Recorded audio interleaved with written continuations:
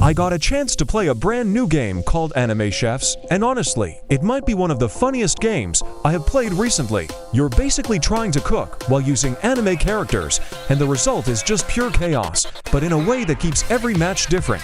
So let's jump right into it and start from the very beginning by checking out the lobby, because the lobby already gives you a good idea of how much content this game has to offer. First thing I want to mention is the UI. Everything looks so colorful and polished, and it honestly feels kind of yummy. It really matches the whole cooking theme. In the lobby, we already have a lot of features to explore. There are quests that you can complete daily and weekly to get rewards. These quests are usually pretty simple, like finishing a certain amount of orders or playing a set number of games, but they're a good way to always get something extra for playing. Next, we have the PvP mode, which is something I didn't expect in a cooking game. Here you actually go against other players and compete with them, which adds a completely different layer of fun. Then there's the food shop, where you can buy items that help level up your characters and make them stronger. After that, we have the challenges mode, and I'll explain that in more detail later because it's one of my favorite modes. There are also crates, where you can roll for random food items. And of course, we have raid mode, where you can take on tougher content with your team for bigger rewards. And one of the biggest parts of the lobby is the summoning system. Here you can summon new characters that you can then play as in-game. Each character has unique skills and abilities, and the summons are what really make you want to keep playing. There's also a premium pass, but the coolest thing is that you can actually get it for free if you're lucky with crates. That's not something you usually see in Roblox games, so it's a very nice touch. Alright, let's actually jump right into the gameplay. For my first match, I decided to play with another person, so I could really test the chaos of multiplayer. And let me tell you, the first game is probably the funniest because no one understands exactly what they're supposed to do. You just run around, try random things, and the kitchen slowly turns into chaos. The main goal of Anime Chefs is to cook food and complete orders. But here's the twist, you're doing it as anime characters. Each anime character has its own unique abilities, which means every run can feel different depending on who you play. For my first game, I didn't have any special characters equipped yet, so I was just trying to figure things out, but already very soon I'll show you gameplay with one of the best units in the game. What makes the first game so fun is how quickly things can go wrong. At first it looks simple. You grab an ingredient, put it in the right place, and complete an order. But if you misplace just one lettuce or accidentally mess up the order flow, everything suddenly becomes overwhelming. Orders start stacking up, ingredients pile all over the place, and the pressure gets crazy really fast. That's what makes this game not only fun to play, but also hilarious to experience. Luckily, my teammate already had some experience, so they managed to keep everything under control while I was learning the ropes. Right now, Anime Chefs is still in early access, available only for testers and content creators, but the good news is that the full release is coming very soon. The game will release in just 10 days. You can already join the official Discord server through the link in the description to see sneak peeks, and sometimes the developers even host giveaways where you can win early access, so it's worth checking out.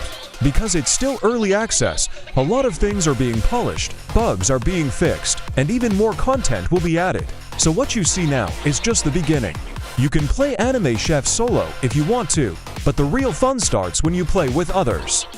There's a matchmaking system that lets you queue up with random players, so you don't always have to wait for friends to join. That's a really smart decision because it means you can jump into the chaos at any time and always have people to play with. So let's go back to the gameplay. Right now, I'm on the first level of the first map. Each map actually has 4 levels plus an endless mode, so there's a lot of content to go through. On release, the game will already have 4 completely different maps, each with its own environment, style, and ingredients. That means every map feels fresh and unique, and you won't get bored from seeing the same thing over and over again. And of course, with each level the difficulty ramps up. You start with simple orders and small amounts of food, but later you're getting tons of orders at once, new recipes to make, and everything gets way more intense. After finishing the first level, we completed 5 orders, which was a good start, so I decided to go back to the lobby and try some summons. On my very first summon, I got a rare Kenshiro unit, which was already cool. But then on my second try I got a mythical Sung Jinwoo unit. That's insane luck, because mythicals are really rare, and Sung Jinwoo is one of the best characters you can get right now. So for the next match, one equipped Sung Jinwoo and tried him out on the second level, this time on hard mode. I didn't expect it to be too much harder since it's still the first map, but I wanted to see what this character can do. Sung Jinwoo comes with two different skills. The first one is called Shadow Exchange. With it you can place a shadow anywhere on the map, and it will stay there until you remove it. The second skill is called Authority Hand, and it lets you instantly teleport to your shadow.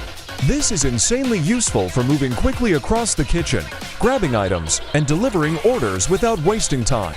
I'm still getting used to it, but it already feels like one of the most powerful playstyles in the game. Right now, there are 18 different units available at release. That includes 5 mythic units, 3 legendary units, 3 epic for uncommon, and 3 common characters. That's a pretty big roster, and it makes me want to test each one because they all bring something new to the gameplay. It's not just about passive stats, the skills really change how you move and cook, which is what keeps the game interesting. And the gameplay doesn't stop with the story mode. There are a lot of extra modes that keep things fresh. For example, Challenge Mode adds random modifiers to each game to make it harder.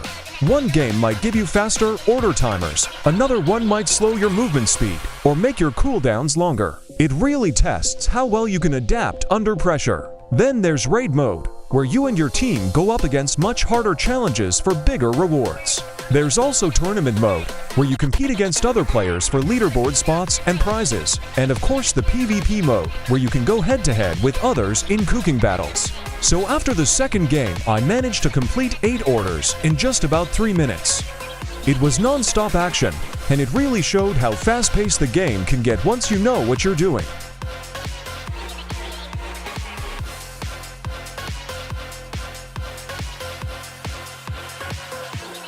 Overall, Anime Chefs looks really promising. It's funny, it's chaotic, and it's packed with content even in early access.